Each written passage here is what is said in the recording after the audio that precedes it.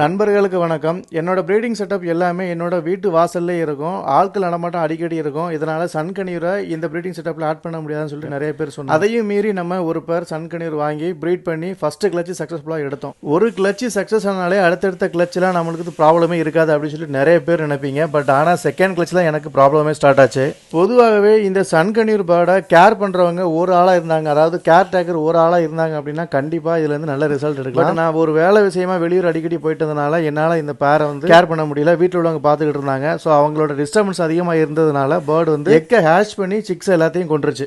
ஆனால் small Kaniyur bird எதுவுமே சிக்ஸை கொள்ளாதுங்க. ஸ்மால் கணியூர் ஆக்சுவலாக ஷை டைப்னு சொல்லுவாங்க, சீக்கிரமாக ப்ரீட் ஆகாது அப்படின்னு சொல்லுவாங்க. பட் ஆனால் ஒன்ஸ் ப்ரீட் ஆயிடுச்சு அப்படின்னா உங்களுக்கு அடுத்தடுத்த கிளச்சில் என்ன டிஸ்டர்பன்ஸ் இருந்தாலும் சரி சிக்ஸை உங்களுக்கு கொடுத்துக்கிட்டே இருக்கும். பட் ஆனால் சன் கணியூர் அப்படி இல்லை. நண்பர்கள் யாராவது சன் கணியூர் வளர்க்க ஆசைப்படுறீங்க அப்படின்னா உங்களால் கேர் பண்ண முடிஞ்சால் மட்டும் வாங்குங்க. இல்லை அப்படின்னா நீங்களும் என்ன மாதிரி இந்த மாதிரி சிக்ஸை கொண்டதுக்கப்புறம் கவரில் கட்டி தூர பண்ணி சொல்லலாம்.